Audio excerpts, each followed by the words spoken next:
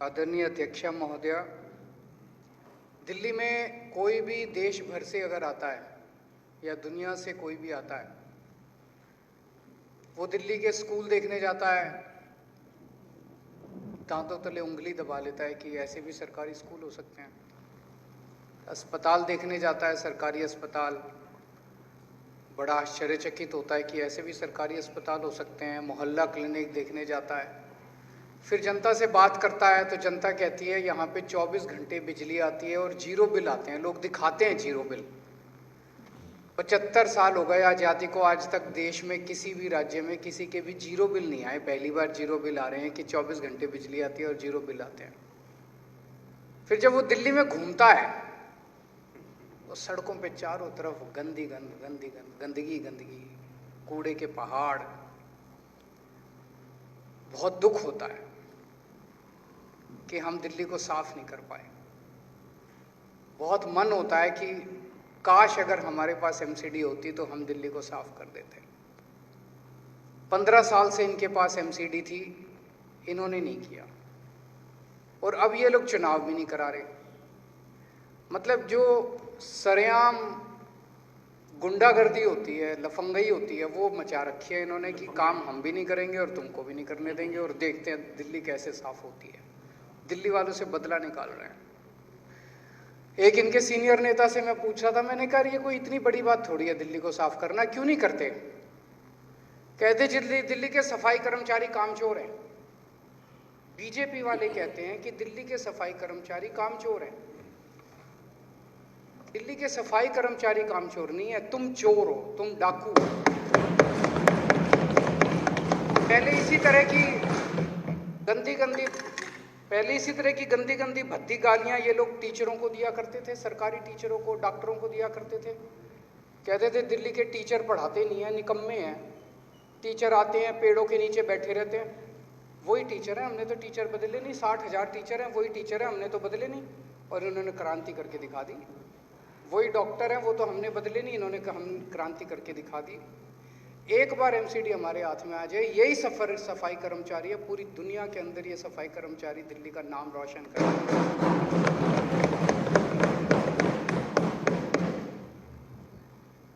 ये फंड्स का रोना रोते रहते हैं, दिल्ली सरकार फंड नहीं देती, दिल्ली सरकार फंड नहीं देती, दिल्ली सरकार ने फंड रोक रखे हैं। हमने सारे फंड दे दिए, पर चलो मान लिया, पर अब तो केंद्र के अंडर में आ गई एमसीडी। अब तो हमारा फंड देना बनता ही नहीं है। अब तो सारा फंड केंद्र ने देना है, सेंटर ने देना है। सेंटर जब बिल लाई थी तो बोले थे भाई दिल्ली सरकार ने बड़ा सौतेला व्यवहार कर रखा है, अब हम अपने अंडर में ले रहे हैं। सेंटर ने अपने अंडर में ले, अब ले लो फंड। अब हमारे पास किस लिए आ रहे हो? अब किस लिए गाली दे रहे हो? अब तो कुछ करके दिखा दो, अब सेंटर से लाओ फंड। अभी भी तनख्वाह नहीं दे रहे सफाई कर्मचारियों को, अभी भी उनके कर्मचारियों को ना तनख्वाह मिल रही, ना फंड मिल रहा। लाओ अब सेंटर से फंड। अब तो दिल्ली सरकार का कोई रोल ही नहीं है, कोई फंड नहीं देना हमको, सारा फंड लाओ अब सेंटर। अभी भी कुछ नहीं काम कर रहे। ये चुनाव नहीं कराएंगे। क्यों नहीं कराएंगे? एक पिक्चर आई थी अमिताभ बच्चन की, दीवार, देखी होगी आप सबने। उसमें अमिताभ बच्चन और शशि कपूर आपस में बात कर रहे हैं। मेरे पास क्या है? अमिताभ बच्चन कहता है तेरे को क्या मिला अपने असूलों से? मेरे पास धन है, दौलत है, ऐश्वर्य है, बंगला है, गाड़ी है। तेरे पास क्या है? शशि कपूर कहता है मेरे पास मां है। आज ये बीजेपी वाले धमकी दे रहे हैं दिल्ली के लोगों को, सरेआम धमकी दे रहे हैं दिल्ली के लोगों को। कहते हैं हमारे पास ईडी है, इनकम टैक्स है, सीबीआई है, दिल्ली पुलिस है, सारी दौलत है, इतने बड़े बड़े हर डिस्ट्रिक्ट में ऑफिस हैं। तुम्हारे पास क्या है? तो दिल्ली की 2 करोड़ जनता एक साथ बोलती है हमारे पास हमारा बेटा केजरीवाल है।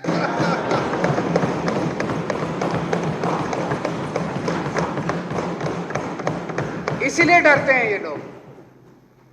वो गली का गुंडा होता है ना, जाता है किसी के घर में, तेरे लड़के को बाहर निकाल, जनता कह रही है खबरदार तुमने केजरीवाल को हाथ लगाया था।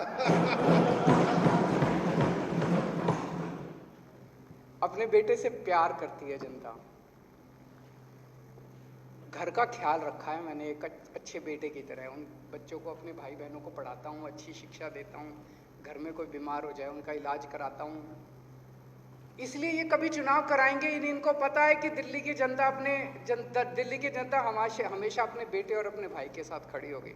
अब इन्होंने नई धमकी देनी शुरू कर दी बीजेपी वालों ने। आप लोगों ने भी सुना होगा, खूब चल रहा है कि दिल्ली में अब अगले असेंबली चुनाव ही नहीं होंगे। कह रहे अब फुल यूनियन टेरिटरी बनाएंगे दिल्ली को।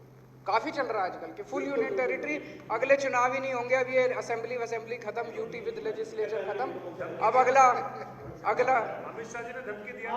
हद हो गई जी।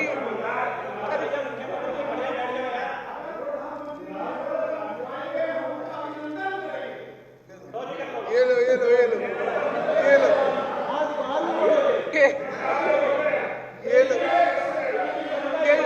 सरेया, ये क्या है? ये सरेंडर सर, सरेंडर हो गया, सरेंडर। चुनाव नहीं जीत सकते ये। केजरीवाल से नफरत करते करते तुम लोग देश से नफरत कर बैठे। केजरीवाल आएगा जाएगा, केजरीवाल इंपॉर्टेंट नहीं है, लेकिन अगर आप लोग इस देश में चुनाव हराना खत्म कर दोगे, संविधान के चीथड़े कर दोगे, जनतंत्र को खत्म कर दोगे, तो ये देश नहीं बचेगा। दूरी साहब, हम रहे ना रहे, आप भी कल नहीं रहोगे, मैं भी नहीं रहूंगा, हम अमर थोड़ी हैं। कल मैं भी मर जाऊंगा, आप भी मर जाओगे। आने वाली पुश्तें, आपके बच्चे आपको गाली देंगे कि मेरा बाप ने सदन में खड़े होकर कहा था कि दिल्ली के अंदर जनतंत्र खत्म कर दिया। आपके बच्चे गाली देंगे। मैं आपको लिख के दे रहा हूं आज कि आपने सदन के अंदर खड़े होकर कहा था कि मेरे बाप ने कहा था सदन के अंदर खड़े होकर कि जनतंत्र खत्म कर देना चाहिए इस देश से।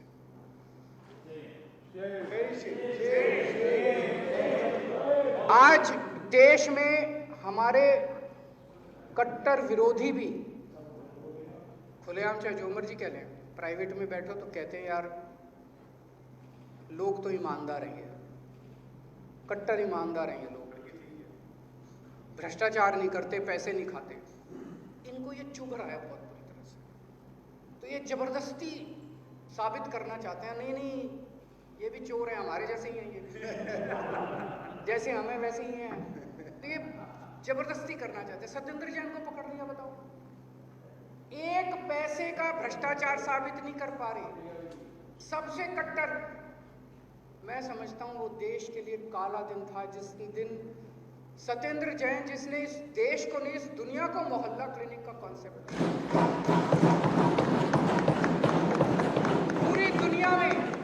पूरी दुनिया में, देश में नहीं कह रहा, पूरी दुनिया में दिल्ली अकेला शहर है जहां दिल्ली के हर आदमी, अमीर हो या गरीब हो, उसकी दवाइयां सारी मुफ्त है, उसका सारा इलाज मुफ्त है। सत्येंद्र जैन ने किया। पूरी दुनिया में क्या, पूरी मानव सृष्टि के अंदर शायद दिल्ली पहला राज्य है जहां पे 24 घंटे बिजली आती है और मुफ्त बिजली आती है। दुनिया के किसी कोने में मुफ्त बिजली नहीं आती जी। सत्येंद्र जैन ने किया, सत्येंद्र जैन ने किया। ऐसे आदमी को उठा के ये लोग जेल में डाल देते हैं केवल इसलिए कि वो साबित करना, कहना चाहते हैं दुनिया को, पर कोई मान ही नहीं रहा इनकी। सत्येंद्र जैन को जेल में डाल दिया, फिर भी लोग कहते हैं यार लोग तो ईमानदार हैं, फिर भी राजेंद्र नगर हार गए। अब कह रहे हैं अब कह रहे हैं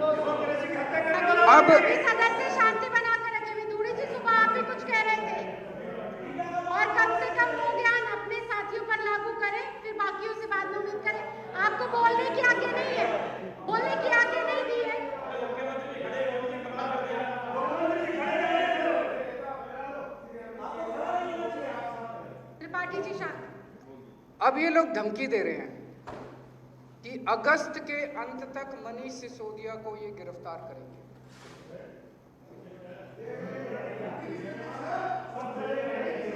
ये कोई तरीका नहीं हुआ ना। ये कह रहे हैं मनीष सिसोदिया को गिरफ्तार कर। यार ये शक्ल से चोर नजर आता है आपको? सर सब चलेंगे, साथ चलेंगे, सब शक्ल से चोर नजर आता है। दिल्ली के 18 लाख बच्चों का भविष्य बनाया है इसने।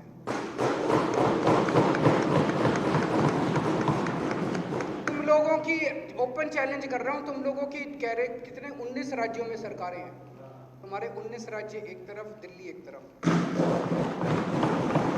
चैलेंज कर लो, 10 स्कूल तुम्हारे हम दिखाते हैं, 10 स्कूल तुम्हारे। अभी आए थे बीजेपी के वो गुजरात से आए थे, गुजरात वाले आए थे देखने।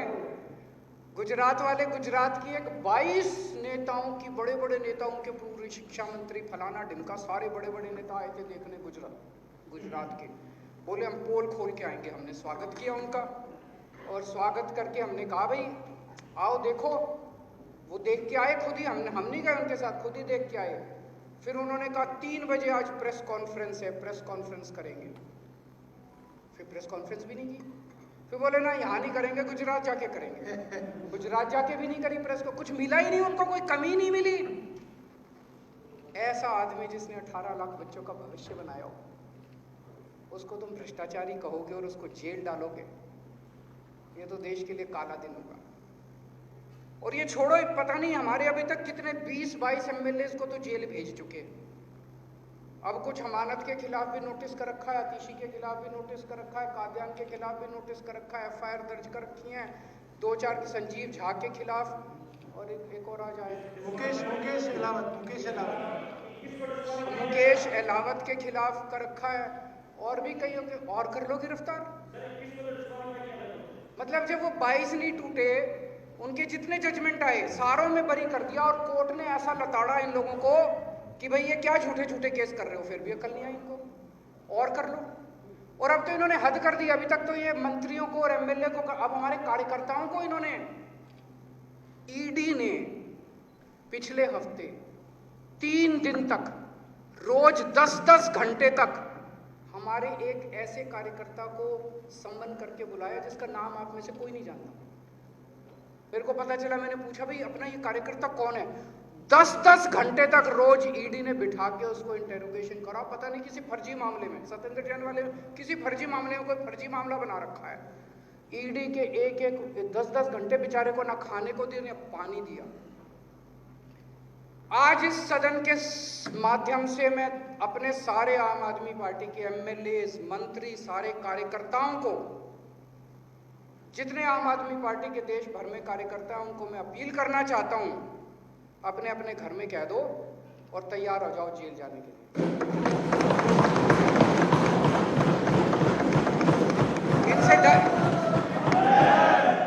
इनसे डरने की जरूरत नहीं है, इनसे डरने की जरूरत नहीं है। तैयार हो जाओ जेल जाने के लिए। सर तैयार है। मैं खुद 15 दिन जेल में रह चुका, कोई दिक्कत नहीं होती। कोई दिक्कत नहीं होती। और ये मेरे को बोलने दो। और इनकी जांच कैसे होती है, क्या फर्जी जांच है, इसकी मैं एक कहानी सुनाना चाहूंगा कि इनकी जांच कैसे होती है। एक बार 3 देशों की पुलिस, उनमें कंपटीशन हुआ। भारत की पुलिस, अमेरिका की पुलिस और इंग्लैंड की पुलिस। बताता हूं। तो कंपटीशन ये था भाई, कौन से देश की पुलिस सबसे जल्दी चोर को पकड़ लेती है। तो पहले अमेरिका की पुलिस आई, उनको कहा गया ये फलाना फलाना चोर है, इसको पकड़ो। 2 दिन में चोर को पकड़ के ले आए। फिर इंग्लैंड की पुलिस आई, उनको कहा गया भी चोर को पकड़ो, वो 1 दिन में चोर को पकड़ के ले आई। फिर भारत का नंबर आया, बीजेपी वाले आ गए, बोले जी तुम्हारी पुलिस, बोले बस हम ही हैं।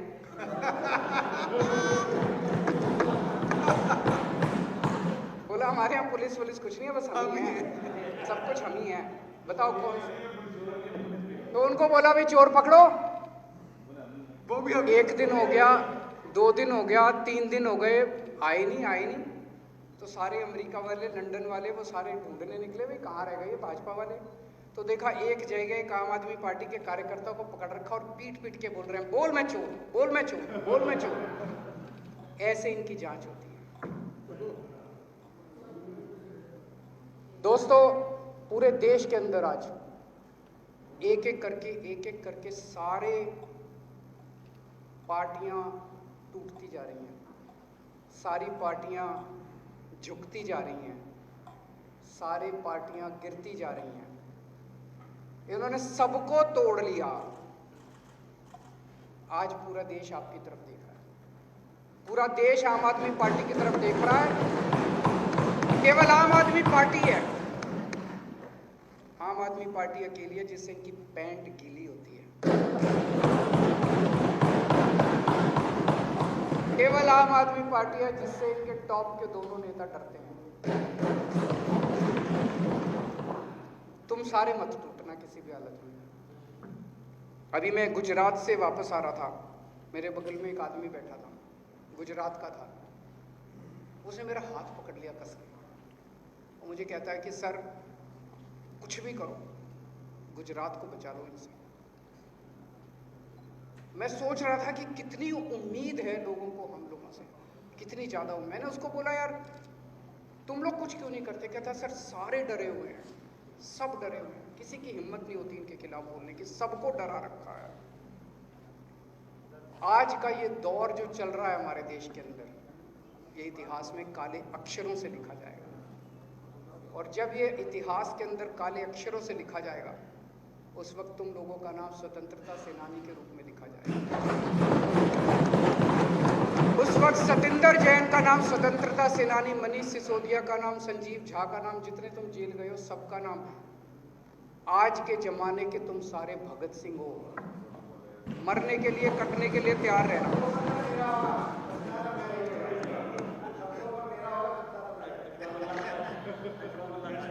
आज मैंने अभी आने से पहले सुन रहा था, कोई एक टीवी चैनल है बहुत बड़ा, उस टीवी चैनल का कोई एंकर है, उस एंकर ने कोई फर्जी क्लिप दिखा दी, तो छत्तीसगढ़ की पुलिस उसको गिरफ्तार करने आई है। होना चाहिए गिरफ्तार, क्यों नहीं होना चाहिए? वारंट है सर, वारंट है, वारंट लेके आई है। उत्तर प्रदेश की पुलिस उसको बचाने पहुंच गई। अब दोनों राज्यों की पुलिस गुत्थम गुत्था हो रही है।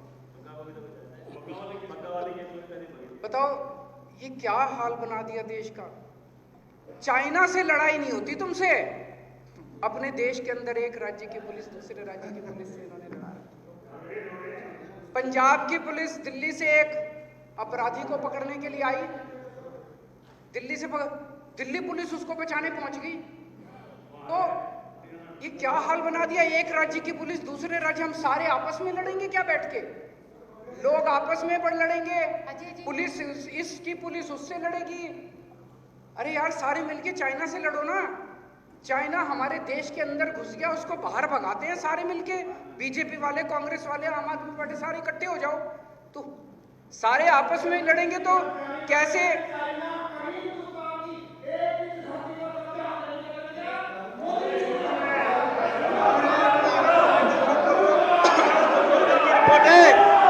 दुनिया भर की रिपोर्ट है। क्या कर दिया?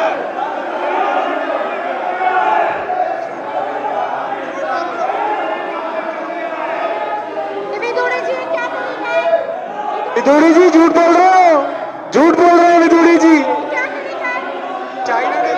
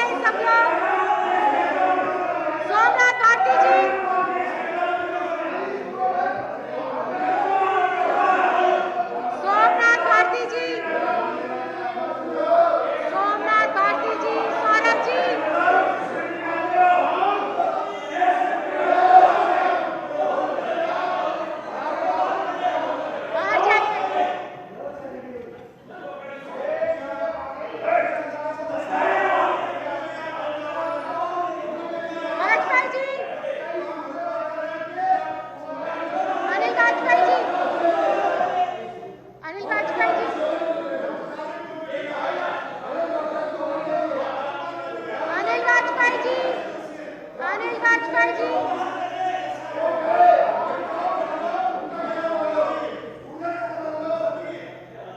बैठिए आप लोग, बैठिए। नरेश यादव जी बैठिए, बैठिए, बैठिए आप लोग। वाजपेयी जी बैठना है तो आप आराम से बैठिए, नहीं तो फिर आप जा सकते हैं। नहीं, आप बैठिए आराम से, शांति से। मेरा सभी साथियों से निवेदन है, शांति बनाकर रखें, क्योंकि सत्य हर किसी के बस की सुनना नहीं है, इसीलिए वो लोग चले गए। मुख्यमंत्री जी, सच हर किसी से बर्दाश्त नहीं होता। अभी उदयपुर में एक बड़ी दर्दनाक घटना घटी, जिसमें 2 लोगों ने एक आदमी का सरेआम गला काट के उसका कत्ल कर दिया। बड़ी गंदी घटना है, बड़ी दर्दनाक घटना है। हम उसकी कड़ी निंदा की, हमने मांग की भाई दोषियों को सज़ा दो। जब पुलिस दोषियों को पकड़ने पहुंची तो पता चला अखबारों और टीवी और सोशल मीडिया के माध्यम से कि उन 2 लोगों जिन्होंने कत्ल किया था इतना दर्दनाक तरीके से, उनमें से एक जो है वो भाजपा का निकला। अभी जम्मू के अंदर 2 दिन पहले एक लश्कर का बहुत बड़ा आतंकवादी पकड़ा गया है, वो लश्कर का कमांडर बताया जा रहा है।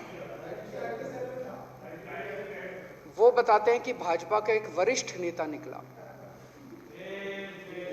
आज मैंने यहां आने के पहले, आप लोग भी करना, एक गूगल करना, रेपिस्ट्स इन बीजेपी, एक बड़ी लंबी लिस्ट आती है।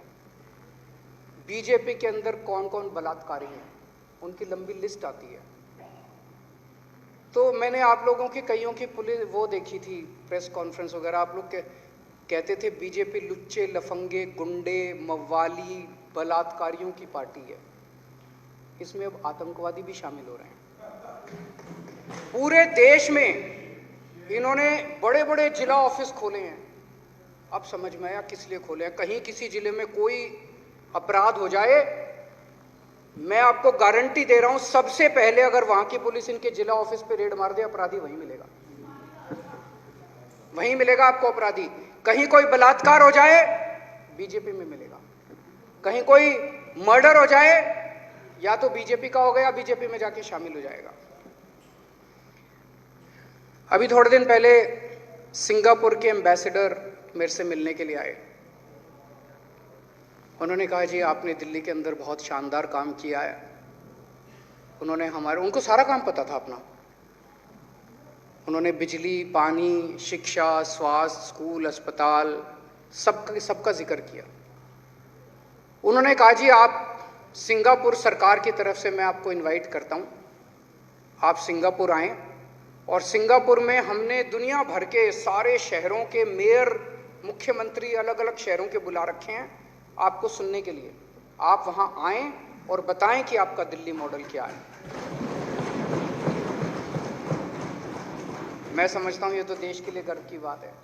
पूरी दुनिया सुनती कि दिल्ली मॉडल क्या है, पूरी दुनिया सुनती कि भारत के लोगों ने किस तरह से, दिल्ली के लोगों ने किस तरह से अपने स्कूल, अस्पताल अच्छे कर दिए।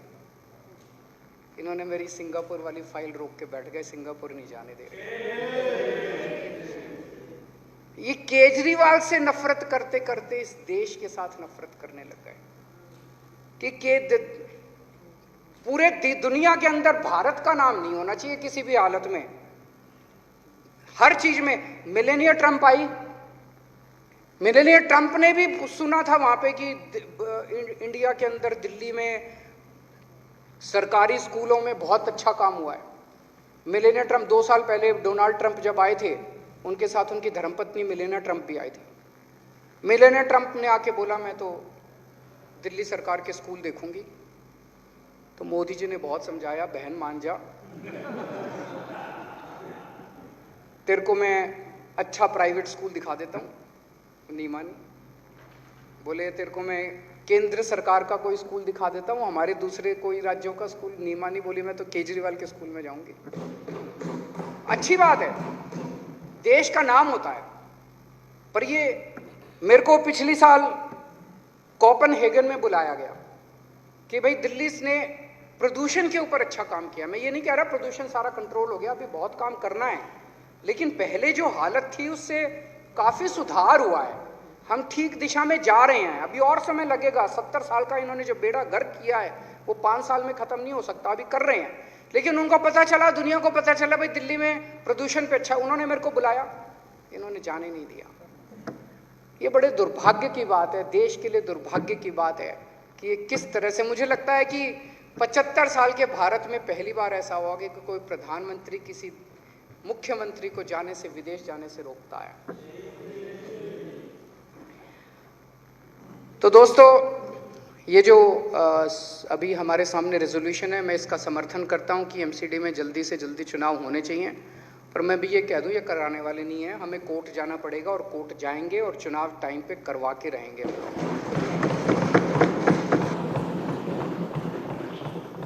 बहुत बहुत धन्यवाद। श्री जरनैल सिंह जी प्रस्ताव करेंगी कि ये सदन दिनांक 4 जुलाई 2022 को सदन में प्रस्तुत